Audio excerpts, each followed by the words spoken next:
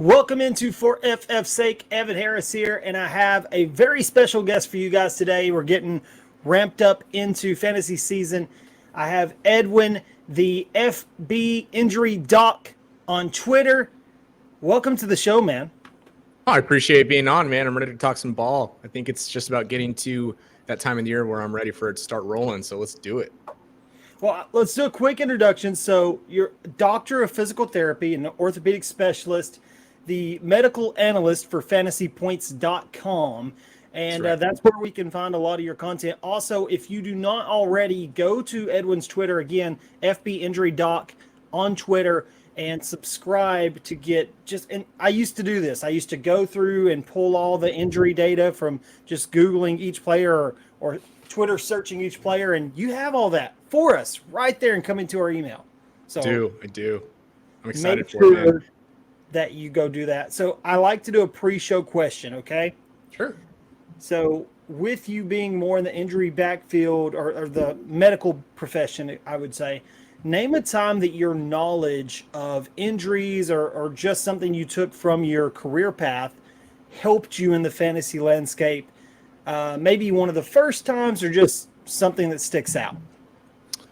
Yeah, I think that just generally speaking, every move that I make when it comes to an injury, I guess I take for granted that if there's any question that I have, if there's any doubt, it's from the team's actions and it's from what might seem like a weird move, because I think as just based on my background, like you said, I have that layer of medical sports, like that sports injury side. I can see basically most of the time, not always, most of the time I have a general idea what the injury is when it happens.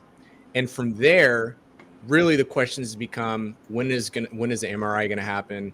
Okay, they haven't done one yet. That's kind of strange. Oh, they did x-rays. They said they were negative, but now they're going to send it for an MRI. That's kind of strange. So my mind thinks more so on the track of, all right, we sort of know what this is. What could that imply? And so I guess it keeps me a step ahead from the injury perspective. I'm never really questioning. I'm never totally lost. I'm not going to say that I know everything. I'm not going to say that I know everything that's going on at all times, right? That's definitely not the case. But I'm usually about a step ahead. That goes for any like PT or sports med doc. We're usually a step ahead of the general public in terms of what's happening, what's going on.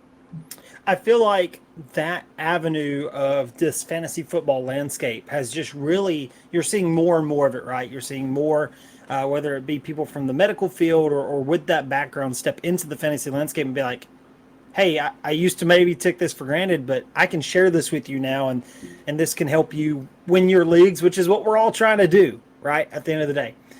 Well, sorry, I thought 100%. No, 100%. Yeah, I'm with you. So let's get right into it. Make sure you like the video, subscribe. I always forget to say this stuff, so I have to literally put it into my notes. If you comment below whether you see this on TikTok, Twitter, or YouTube, I will guarantee you I will go in and comment. So feel free to ask any questions, and we'll make sure to take care of that. But without further ado, we're going to jump into, and I blocked these guys off in groups of threes. We'll talk about the first name, but I got three guys here that are what I'm calling 2-year troubles. Right, they're guys for the last 2 years. They've really battled injuries, and I'm not going to pull, lower level names. Let's talk the big guns. Let's talk the guys that have been probably talked about ad nauseum at this point. But we're going to start off with one of those, and that's Christian McCaffrey. 2 years now, he's battled some injuries. Nothing's really seemed to connect, and I'm definitely not a doctor or anything of the sort. So I'm really curious to hear your take on this.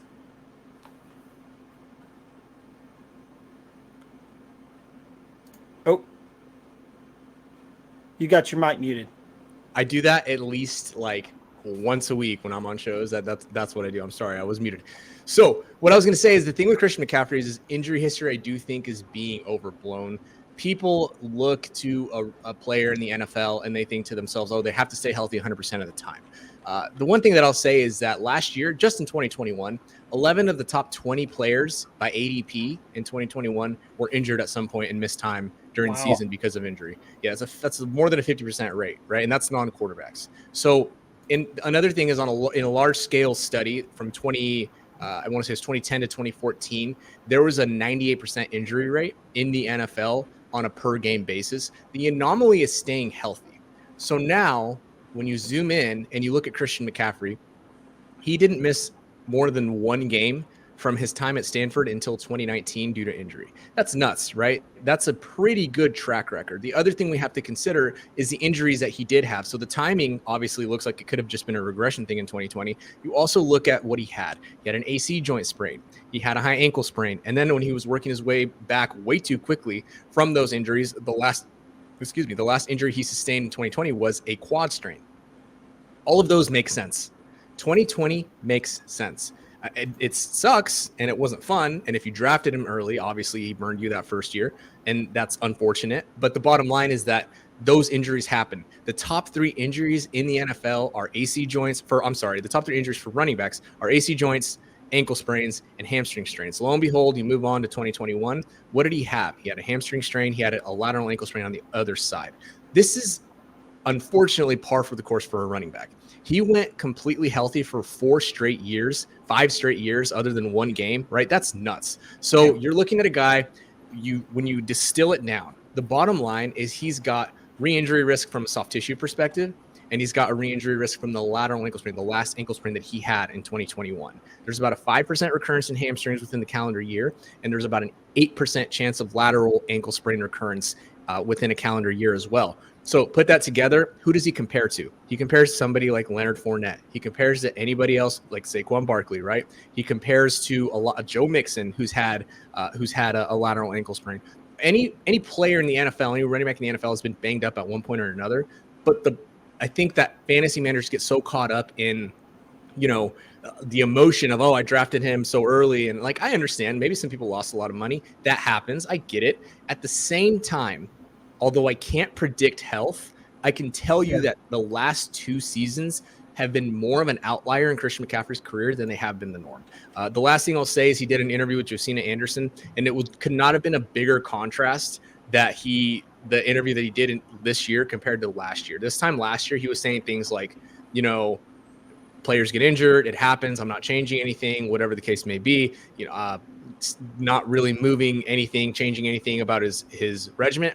This year he got interviewed by Josina Anderson, and he said, I'm trying new things out, I'm trying more stability, I'm listening to my body more frequently. The big thing, I think the tangible thing that he said is, I talked to the coaching staff, and if my body feels like I need a break, then I'm going to take a break. He's probably going to start taking practice days.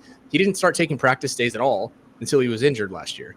And the problem is that, Derrick Henry, who also got hurt, by the way, he did start taking practice days. He started taking practice days in around 2019, and McCaffrey's never done that on top of playing close to 90% of the snaps. If they knock his practice days down to like twice a week, and if they knock his snaps down to like even just 85%, he's still going to have a massive ceiling, and he potentially is going to mitigate some of that soft tissue injury risk that you worry about. So long story short, if you're taking if you're taking Jonathan Taylor for, quote, safety, I think you're playing for second place. That's my opinion. Everybody's got a second opinion. I think you're playing for second place. I think you're playing scared, and that's not how I like to play fantasy football, man, but that's my own personal opinion now. So we all have that friend right now who, if you have Christian McCaffrey on your roster, he's like, oh, Christian McCaffrey, he's made of glass. I'm going to clip this down to just that segment and let you send that to all your buddies that say that. And I have one, and I can't wait. I'm actually going to see him tonight. We're going to watch the Tennessee game tonight. So I may try to get this uploaded kind of quick.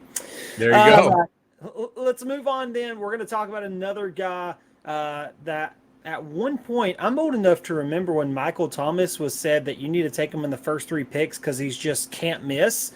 And then 2 years ago, we had the injury, and really a stupid injury, end of a game he shouldn't have been in. Missed all of last year for, I don't really know. Should he have taken the surgery early? The rehab didn't go right. Whatever the case may be, he's back now, and he looks like he's ready, and that's Michael Thomas. So tell us a little bit about Michael Thomas. The one thing I will say, just from trying to read up on it and learn, because I do have some Michael Thomas shares, is, and I wanted to ask you, when you have a guy that's off that long and now you hear about soft tissue injuries, is that a legitimate concern that we should be watching? So anytime you have soft tissue injuries, it's not a concern, but it is something that you should watch. It's something you should pay attention to. There's an 86%. I'm sorry, let me back up. There's actually it is within 1 calendar year. It's an 86% chance based on the recurrence. So if I say this a little more clearly, I'm sorry. I need another cup of coffee apparently at this late in the day. So there's a 22% chance of recurrence from 1 year to another when it comes to hamstring strains specifically. Of that 22%, an 86% chunk recurs within the same calendar year. So that is something to watch. You think of Elijah Mitchell, you think of Russell Gage, you think of Miles Sanders, you think of all these guys already who've suffered these soft tissue injuries already. Yes, that's a risk. It's something that you decide, it's something that you need to consider. But when it comes to, did he lose his explosiveness? Is he not as athletic? Is he not going to be able to separate anymore? I can't answer those questions either, but I can tell you there's a 14-player sample showing that at 6 months, based on the surgery that Michael Thomas had, they're able to separate plant cut and do just fine. So it's a small sample, but it's what we got. He's at the end of the day, we act like he's 29 and like he's going to fall off the cliff.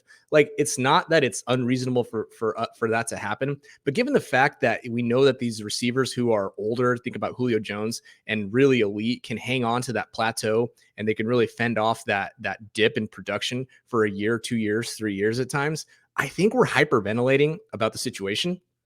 I understand the mystery. Humans, generally speaking, don't like mystery. They don't like vagueness. And the situation has been weird. I'm not going to sit here and tell you that the situation wasn't weird from, 1 surgery to 2 surgeries. And now what the hell's going on now? He's got a hamstring strain. But I can tell you that all the beat writers and the steady drumbeat out of New Orleans is that he looks like the old Michael Thomas.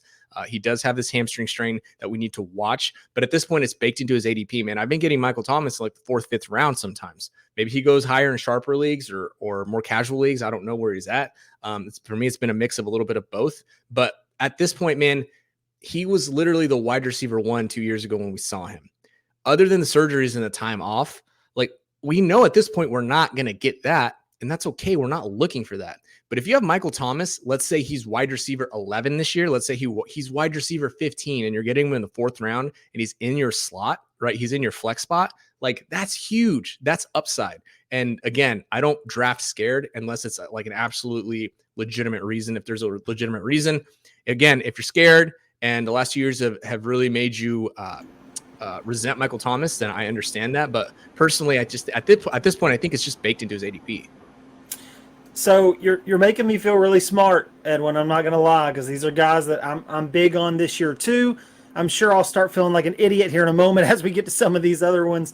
But let's move along. Our last guy of 2-year troubles, guys that have battled injuries for 2 years. Next one we're going to talk about is Saquon Barkley. And Barkley did play 13 games last year, so I almost left him off this list. But even though Barkley was on the field, it felt like we didn't have Barkley back. So I don't know if that was because of the injury around midseason and then he just didn't look the same after, because he did have that really big game early and had some splash moments. I don't know if that was just the Giants, and I think partly the Giants is what's made his ADP drop to the 2nd round. But yeah, man, a little bit about him. So I'm not sure how much you know about the situation with Barkley or how much how long you followed my stuff this summer. I was talking a lot about it. Here's what you need to know. I'll try to distill it down. In 2021, I was not concerned about Saquon Barkley coming off the ACL because he had 10 and a half months to rehab. He is a literal top 2% in the history of the NFL athlete. He's a generational talent. He's an offensive player, and he had enough time to recover. All of those things with and including his high NFL draft capital. In the research, the literature, the science, those are the things that you want to see in a profile of a player who's going to come back in their first year back from an ACL and actually smash. He was actually more athletic than Adrian Peterson. So he was doing that, man. In week 1, he played just 48% of snaps. Regardless of that, from weeks 1 through 4, he finishes the RB9 on a points per game basis, despite only playing 48% of snaps in week 1. In week 5, he, on a fluke play, away from the ball, after the whistle blew, he stepped on a defender's foot, rolled his ankle, had a severe ankle sprain, missed a few games, came back, didn't look the same after that. From then, his snap share fell from, at that point, it was about 85% snap share, weeks 1 through 4 on average, and it dipped to like 65% or something crazy by the time that he came back from the ankle. So all of that being said, he was already smashing year one after the ACL, which is not common. That's because of his specific profile. So if he was going to come back and smash in year one after the ACL, why would we, and we saw it happening, why would we then think that he lost any type of explosiveness at just 25 years old off of a lateral ankle sprain he had all offseason to rehab? I don't get it. Again, I think this is an emotional decision a lot of managers are making when they don't draft Saquon Barkley. He's an absolute smash. I think if he's still going in the second round, you're getting just an absolute value.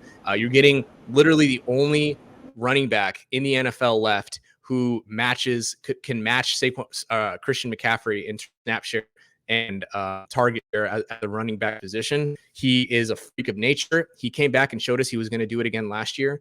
There's no reason to back off Saquon Barkley. He's not injury prone. He had a freak ankle injury that had nothing to do with the ACL. I'm tired of hearing all these compensation injury arguments drive me up the wall. Saquon's going to smash this year again, with Christian McCaffrey. I can't guarantee health because there's a 98% injury rate in the NFL. But what I can tell you is the last 2 years for him have definitely been bad luck. If he's healthy and on the field, you want him, and that's what it boils down to. And I like a statement you said earlier. Don't draft to finish second place. If you're going to draft to win.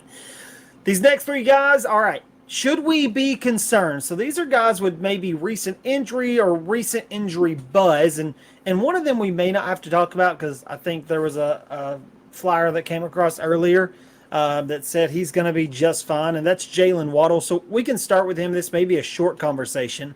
Hasn't practiced the last 3 weeks. Initially, when I made the show sheet, I put him on there. That was why. But I see today that they're very optimistic he's going to be there. So maybe this was just rest. What do you know about this one? I don't know a lot about this one. Teams aren't required to really report anything. All I can tell you is that Jaylen Waddle had an ankle issue, obviously, last year and 2 years ago. We're not really, I guess if the team's saying he's good to go, he's good to go. Teams do weird things in training camp. Typically, my thought process is if you don't practice for 2 or 3 weeks, it's not nothing. So I don't know if this is a team sort of covering, CYA saying he's fine, don't worry about it, look away, and it's actually something legitimate, or if they really mean it. But to me, I just find it a little odd that he wouldn't practice for 2 or 3 weeks. Like, that's not normal. I know he came back and practiced today, like I said, but we do know that last year he had a glute issue. Typically, when you get a glute issue, sometimes that also can become a hamstring issue down the road because the glutes and the hamstrings attach roughly in the same area up at your butt. So I don't know. I can tell you that if it's a soft tissue injury, he'll probably be back by week 1. He's just going to be at a slightly elevated risk during the season. So I figured that one would be a quick one, and just glad to touch on it. Here's one that I don't really know where I fall. And I'm going to skip a player, and we'll wrap up with the first one I have on the list. So I am going to skip one. We're going to go down to Cam Akers really quick. And Edwin, I'm going to be honest, this is a guy I was really, really high on coming out of his rookie season. And then even last year before the injury, I thought, all right, everybody was drafting him late into the first, early second. I thought that was a good spot because I liked the role, and everybody was like, all right, he's going to get the patented workhorse role that we've seen from the Rams. After last year, and this is kind of moving away from injury last year a little bit, but we saw them move to a more committee approach. And then with the drafting of Kyren Williams and Henderson still being there, I kind of tend to think they're going to stick with that approach. So you can touch on that if you want, but the reason I put him on this list is on should we be concerned. There's a soft tissue injury already. He did come back faster last year than expected on that Achilles. Could this be something where he rushed his rehab and now this is lingering? Is this something, nothing, or everything, I guess, is the segment? So this is a really, really tough question to answer because I don't know what the soft tissue injury is specifically. It could be a hamstring. You don't want to hear that it's an Achilles, sprain strain. If you don't want to hear that, that would be something that he's probably going to continue to battle if that is the case. Obviously, you don't love that. You also look at the fact that all of the research in the past has shown Achilles injuries are basically, if not career killers, career incapacitators. You've seen it across the league, but again, none of these have been running backs that are the age or the caliber of Cam Akers, and so a lot of what we're seeing with him is unprecedented. We don't know for a fact if he's going to be 100% healthy. We don't know if Sean McVay is going to split the backfield, but I can tell you that despite everything, draft capital, like it predicts with ACL being able to return back to the same level, it's not the case with Achilles injuries, unfortunately. So it doesn't matter your draft capital there. We can throw that out the window. You have to hope and pray, close your eyes, hold your nose, draft Cam Akers. And basically you're saying when you draft Cam Akers early, I don't have any evidence that he's going to be a top whatever back, but I also don't have any evidence that he's not, right? He's more of a gut pick if you want to go with him. I'm personally not. That's not how I draft. I try to use as much data and information as possible. And just based on what we saw from him last year, and the last thing I'll say is there is a little bit of precedent. It's a different position, but Michael Crabtree did come back in 6 months back in 2014. He looked not great for 2 years. And then in that third year, he finally looked like he was able to reclaim some of his athleticism. So I don't think this is a year to be in on Akers. If anything, if you're going to be in on Akers, give it a year when the hype dies down, and he might have a little bit more time to train and let that tendon adapt to his body. And maybe that's the time that you take the plunge. But as of right now, man, there's just so much uncertainty around him. I just don't love it. There's a lot around that too about the Achilles surgery being different now than it used to be. So I've seen people cite that. I've typically been out on Akers, actually traded him in a dynasty, but caught myself drafting him in a redraft over the weekend because he had failed to 506. And at that value, I felt like, oh man, compared to everything else, I want to take him. But now I'm kind of kicking myself a little bit like, okay, is this going to be something that lingers? So hopefully not. The last thing I'll say is, and I try to get this across, the surgery is not any different than what we've had before. We just haven't seen it in a high-profile case. That surgery, that specific procedure has been around since roughly 2010. Michael Crabtree had that procedure from our presumptions. He's other guys have had that surgery as well. I think James Robinson had that similar procedure. So, and that's the thing that drives me nuts, man. Is like, oh, medical science is so better. It's different. It's like, no, that really dismisses the work that athletes and their rehab team have to go through to get them back on the field. Like, it is still not a cakewalk, and we're still not that. Are we further ahead than we were 20 years ago? Absolutely. Are we further ahead than we were 10 years ago? Probably only marginally. So this is not different. We're in very similar places. We have a little bit more research and a lot more knowledge, but when it comes to like, oh, the procedures are better in medical science and everybody can come back from ACLs in 7 months, not the case. Not the case at all. I just had to get that across. No, I really appreciate that, because I've been stating that everywhere, because you hear it, right? And that's how this starts. You hear something and it's like, that's what it is. And then you boost guys up in your rankings because of something you heard. And now we're all getting smarter thanks to you. So really appreciate that. Last guy on this list of should we be concerned, and I'm glad we kind of sped through the first two because I like this guy. And when I heard that coming out of training camp, he had a Liz Frank injury, that's not nothing, I don't feel like. So talk to me about Najee Harris. It was really weird how it got announced, and then the fact that, okay, it is a Liz Frank injury, but he can be recovered in 4 weeks. He'll be ready for week 1. But we're also talking about a guy that had a historic workload in his rookie season. So talk to me about Najee Harris. Yeah, so the thing about the Liz Frank sprain is I know people get scared when they hear that. It's actually not that. I don't want to say it that way. There are versions of that injury that can be not as severe. A Liz Frank is just a classification of an injury. It's a midfoot sprain of the ligaments in the foot. And when you have an unstable injury is what it's called. When the ligaments and or the structures holding the bones in place, when they're disrupted and the bones move out of place, that would be considered unstable. That's generally when you have to go in and repair it, and that's when it's the 6 to 9 month turnaround that you're looking at for these athletes. When you have a sprain of the ligaments in the middle of the foot and it doesn't disrupt the structure of the foot, then that's called a stable injury. Najee Harris obviously has more than likely a stable injury. The only concern with Najee Harris is that this is like his third go around since 2018 with a foot injury. I would say the flip side is there's a lot of good data and a lot of good research showing that you can rehab a stable Liz Frank sprain successfully. That's exactly what Joe Mixon did. That's what Joe Mixon was out for so long last year. He just rehabbed 2 years ago. He rehabbed his foot. He didn't have surgery. The presumption was he had a Liz Frank, and he came back and he looked great last year. So the difference between Mixon and Najee is that, like I said, this is like Najee's third go around with this injury. So it's something that flags. And when it comes to first round values and picks, he was already like ordering a vanilla ice cream cone in like an ice cream like shop, right? Like he was just very boring. Doesn't have a lot of explosive plays, offensive line plays, questionable. Offense in general is really bad. Volume was really, for the most part, a big part of why he was being propped up in fantasy football. And now he might not even catch as many passes. Like all of that in conjunction with the risk of a back that's going to see the ball 300 plus times, having a foot issue, I'm going to pass on him. I was already passing on him. I'll let somebody else take that risk on. There we go. Now I did it. I had to unmute. I had a guy just outside my window here mowing the yard. So I'm like, oh, okay, I'll mute real quick so we don't hear that. You're good. All right, so let's get to this last group of players, and these are what I like to call injury-induced values. And I put a question mark on it because I wanted to hear your take on it. Are they truly values because of the injury or what have you, or are they guys that maybe you're fading because of the injury?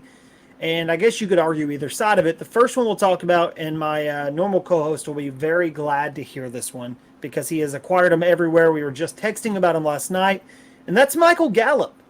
Michael Gallup right now is being drafted well late into the 10th, 11th round in redrafts. Still not a value. Still not a value. Still not a value. Come on. All right, I'm ready to. So I've been fading Gallup this year. I personally want to wait a full year. Kind of like what you mentioned with Akers. I want to look at Gallup next year, and because he signed that long contract, he'll be even more of a value at that point, and that's when I want to target him. So let's hear it. I'm ready. No, man, I think that what we have to look at when it comes to these kinds of things is people rail on, oh, it's a small sample. But that's what you're looking for when you're looking for outliers to perform, right? We're looking for Adrian Peterson. We're looking for Saquon Barkley. We're looking for the hyper athletes with good draft capital and are actually talented to break the mold that is the traditionally 17% drop in fantasy football production in year one post-op ACL. Specifically for receivers, I know Matt Harmon has done some research on this. There's about a 3% drop in, I think it's in separation in man, if I remember correctly, in his reception perception. There's about a 3% drop the first year, and then it bounces back in year two. So when it comes to outliers after an ACL, since 2009, there have been 7 wide receivers who achieved at least 95% of their pre-injury fantasy football production year one after the NFL. Their average draft capital in the NFL was around 2.8. Age 26. Their athleticism score, SPORK, that you can look up over at fantasypoints.com, 56.5. Well, all of those averages, now we look at somebody like Chris Godwin. Chris Godwin, draft capital, round 3, age 26. His SPORK is an 84.8 percentile. You look at somebody like Michael Gallup, is not anywhere near that, right? I mean, he's a young guy, but other than that, his athleticism scores aren't great. His draft capital isn't fantastic, and he's been, a relatively average wide receiver. On top of the fact that he's only 7 months right now, the safe time to bring players back is 9 months. If the Cowboys, and I know Jerry's been talking crazy, he talks crazy all the time. There is no way, and there's no doc on this planet who, if they played in the Super Bowl today, I guess I can't speak for them all, but there are very few docs who would say, oh, yeah, send him right back out there at 6 months to play in even if it was a Super Bowl. It maybe would be a discussion, but 6 months is barely the point where surgeons and docs and PTs will say, cool, now let's start working back towards everything. 6 months is typically when you start working towards running routes, when you start cutting dynamically, when you start doing that stuff. Like 6 months is nothing, man. So 7 months is when you really start building back. The only pass catcher in modern NFL history who's came back before 9 months was Rob Gronkowski. He came back at 7 months and 28 days. He, for the first month of the season, only played 50% of the snaps. He averaged 11 PPR points per game. He went on and he smashed. He was like the wide receiver 9, the equivalent of the wide receiver 9 on a points per game basis. So that is the archetype you're looking for. A guy that can be ramped up, that is extremely athletic, that is extremely talented and is super young and has an isolated injury at 9 months and beyond.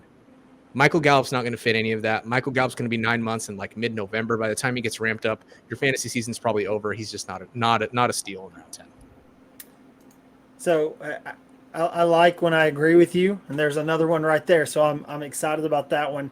My co-host Ian still maybe not so much. So we'll talk to him later. Let's hit. I know we don't have a lot of time. Let's hit 2 of these guys really quickly. We'll start with Travis Etienne. Etienne's another guy that me personally I am fading. I'm a little worried about the breakout. I think it has not as much to do with the injury as it does the situation. I don't think that's just magically going to be a better offense. I think I'm not in on James Robinson this year, but I do think he could take opportunities away if he's on the field. And I don't know. One thing I did see with Etienne, I wanted to ask you about, and you may not have looked at this or not, but there was a video out about it. They had looked at the style at which Travis Etienne runs, and that it puts stress on the injury he has already had, and that running style actually dates back to college. So I don't know if you'd seen that or not, but tell me about Etienne and kind of your thoughts on him this year. Yeah, I think Jeff Mueller put that out. It might have been, he's another physical therapist. Yeah, I like a lot of Jeff's work. I disagree with it. I don't think that it's something that we can necessarily measure or attribute to an injury, considering we don't even know how an original injury happened. At least I didn't see it happen. I think that a lot of players run with a lot of wonky gaits. I think more than 50% of players and athletes in general have weird looking, running patterns. I put out a thread 3 years ago about Jerry Jeudy and how he was going to tear his ACL. Turns out he's the only Broncos wide receiver who hasn't torn his ACL, right? So like these things happen, these varieties in movement happen, tissues adapt, players adapt. I'm not so concerned about it. There is just general re-injury risk, right? So if he hurts the foot again, there might be some people who point to that video and say, oh, this is why, when in reality, once you injure a tissue, the tissue is already more likely to be injured again, regardless of how it happened the first time. So I'm not so much on that. He's had a whole year to rehab. I don't really have any problems with it from an injury perspective. Maybe some soft tissue stuff that could potentially crop up just because it's his first year in the NFL technically. So I'm not too concerned about Travis Etienne. All right, and we'll touch on this last guy really quickly here. J.K. Dobbins. He's trying to work his way back. They're trying to see if he's going to be ready for week 1.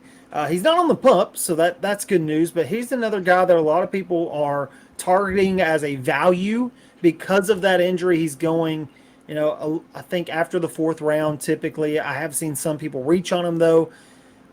We can agree that we want a piece of that Ravens rushing attack, but do we want Dobbins per se? Is he a value? He's not a value. I think that he's a late season flyer. He's had way too long to rehab at this point. It's been more than 12 months. We know that he had the posterolateral corner involvement and the LCL. That just drags these surgeries out. It has nothing to do with J.K. Dobbins. Mr. Dobbins, if you're out there, I know that you've been coming for everybody, all the fake-ass doctors. I am one of the fake-ass doctors. It doesn't mean that I don't think you're going to be fine in the end. I just personally don't want to invest Mr. Dobbins in any fantasy football stock in you, but I still think you're a great player, great athlete. I am, again, terrified of Mr. Dobbins, who I think is going to find my account, hunt me down, and bully me. So, Mr. Dobbins, if you're out there listening, I'm sorry that I'm fading you, but I am fading you for this year. If anything, he's a back half of the year when you need someone in your RB2 slot because everybody's injured kind of guy. It's funny you say that because we've seen that all over the place. He has definitely been on Twitter. We'll put out a witness protection program for our fantasy doctors. All right. Before we wrap up, tell everybody where they can find your work. I know fantasypoints.com. On Twitter is where I mainly keep up with you, but where should we be looking? Definitely go to fantasypoints.com. Subscribe to my podcast, please. I'm trying to push that little baby along, the Injury Prone podcast. I do this every week. Every week I'm going to have every fantasy relevant player and under 15 minutes. Hopefully that's the goal. That's what we did last year. So yeah, the Injury Prone podcast at FBInjury.com on Twitter. Sign up for my newsletter, and that's about it. Appreciate you having me on, man. You will be able to find the Injury Prone podcast link in the description below. I'll make sure to get that in there. Thank you again, Edwin. And for now, that's it for FF's sake.